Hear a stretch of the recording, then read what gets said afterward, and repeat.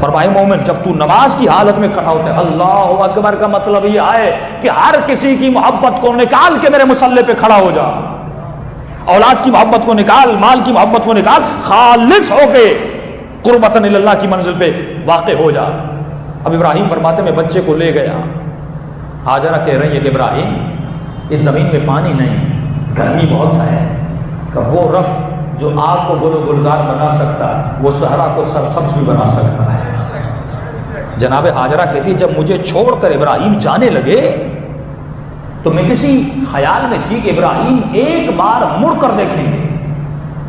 بھائی آپ اپنا بچہ صحرا میں چھوڑ دیں مولا حسین کے کہنے پر اور اپنی بیوی کو اکیلا تک و تنہا اس صحرا کے حوالے کر دیں، اگر محبت ہوگی ایک بار مڑ کے تو دیکھیں گے، لیکن جناب ہاجرہ کہتی ابراہیم نے ایک بار بھی مڑ کے نہیں دیکھا اور یہ کہتے ہوئے کہ اے خدا میں نے اپنے بچے تمہارے حوالے کر دیے، اب میرا سب کچھ تمہارے حوالے ہے۔ تو واقعات آپ نے پڑھے کہ بیوی دوڑنے لگی صفا و مروہ کے درمیان اور آب زمزم جاری ہوا اور اب جناب اسماعیل جوان ہو گئے، اب حکم ہوا جاؤ اسماعیل سے جا کر ملو۔ بچہ پیدا ہوا، صحرا میں چھوڑا گیا، بچہ جوان ہوا، اتنے سالوں کے بعد باپ کے دل میں بیٹے کی محبت کتنی ہوتی ہے، کتنی محبت ہوگی کہ میں 10-15 سال کے بعد اپنے نوجوان بیٹے سے ملنے جا رہا ہوں، لیکن خدا نبی سے امتحان لے رہا ہمیں سکھانے کے لیے کہ میں ایسے تم سے امتحان لوں گا تاکہ میں دیکھوں تمہارے دل میں، کیونکہ میں غیور ہوں، میں تمہارے دل میں اپنے علاوہ کسی کی محبت برداشت نہیں کرتا، یہ میری غیرت کے خلاف ہے۔ اگر رتی اور سوئی برابر بھی کسی اور کی محبت تمہارے دل میں آئے تو شرک ہے، تیرے دل میں بس میری محبت ہونی چاہیے اور میری محبت پہ ہر محبت قربان ہونی چاہیے۔ ابراہیم جیسے پہنچے، اب پہلے کا جاؤ، بڑی خوشی خوشی بیٹے سے ملنے آئے، پہلی رات ہے، بیٹے سے ملے ہیں، اسی رات ابراہیم سوتے ہیں، خواب کے عالم میں کیا دیکھتے ہیں؟ اپنے بیٹے کو ذبح کر رہے ہیں۔ صبح اٹھے کہ ماں کو کیسے بتاؤں، ماں تو برداشت نہیں کرے گی، اسماعیل کو کنارے پہ لے گئے کہ میرے لال میں نے خواب دیکھا ہے۔ بابا کیا دیکھا ہے؟ انی اذبحک، میں تمہیں ذبح کر رہا ہوں۔ تو اسماعیل بھی علی کا دادا ہے، حسین کا بابا ہے، فوراً کا بابا پھر دیر کیسے؟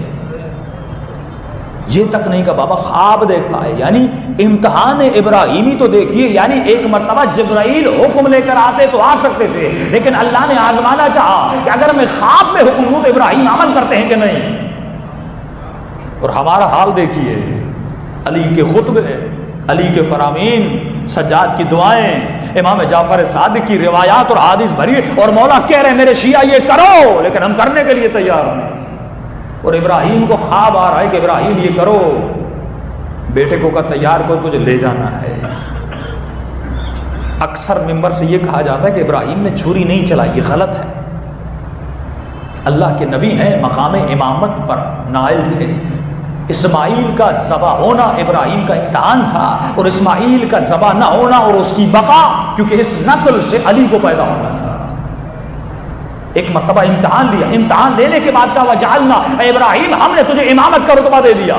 تبھی ہم علماء کہتے ہیں کہ امامت کا رتبہ انبیاء کے رتبے سے بلند ہے، کہ یہ ٹی وی پہ ایشو ہوا کہ آپ شیعہ کہتے ہیں کہ امام انبیاء سے افضل ہے، ہمارا عقیدہ ہے، کیوں؟ کیونکہ ابراہیم پہلے نبی تھے، پھر رسول بنے، آخر میں خدا نے امامت کا درجہ دیا، جو درجہ آخر میں ملے وہ سب سے بڑا درجہ ہوتا ہے۔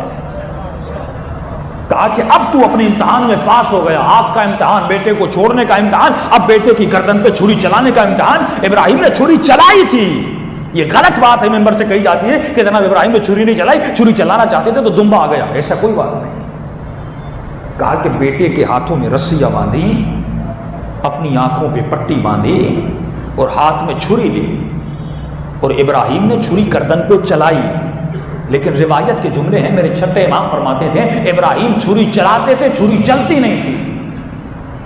3 مرتبہ ابراہیم نے اسماعیل کے گلے پہ چھری چلائی، اور ایک مرتبہ جب چھری نہیں چلی تو ابراہیم جلال میں آئے، ابراہیم نے چھری کو پتھر پر مارا کہ میں تو کہتا ہوں کہ چلو، تو چل کیوں نہیں ہے؟ تو فرمایا اس خنجر نے کہا ابراہیم میں کیا کروں، خلیل کہتا ہے چلو، جلیل کہتا ہے نہ چلو،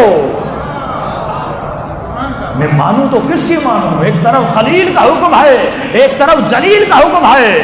تو فوراً جب آخری مرتبہ چلائی تو اس وقت دمبا آیا اور دمبا ذبح ہو گیا، تو ابراہیم کی آنکھوں پہ پٹی تھی، ابراہیم نے سمجھا کہ اسماعیل کا گلا کٹا، لیکن جب پٹی اتاری تو پتا چلا خون اسماعیل کا نہیں تھا، اس دمبے کا خون تھا۔ تبھی ہم مصائب میں پڑھتے ہیں کہ جب اسماعیل کو گھر لے گئے تو ماں نے اس کے گلے پر لال نشان دیکھے. اگر چھری نہ چلتی تو نشان کیسے تھے؟ اتنی چھری چلائی تھی ابراہیم نے لیکن چھری چل نہیں رہی تھی. جناب اسماعیل کا گلا لال ہو گیا تھا. تو اب جناب ہاجرہ رونے لگی. تو اس وقت فرماتے ہیں جبرائیل نے ابراہیم کے لیے حسین کے مصائب پڑھے تھے کہ ابراہیم تیری بیوی نے اسماعیل کے گلے پہ صرف نشان دیکھے، یہ برداشت نہیں کر سک رہی. اور بعض روایات میں جناب ہاجرہ اس دنیا میں نہ رہی تھی اور یہ سوچ کے رو رہی تھی اگر چھری چل جاتی تو میں کیا کرتی، اگر گلا کٹ جاتا تو میں کیا کرتی.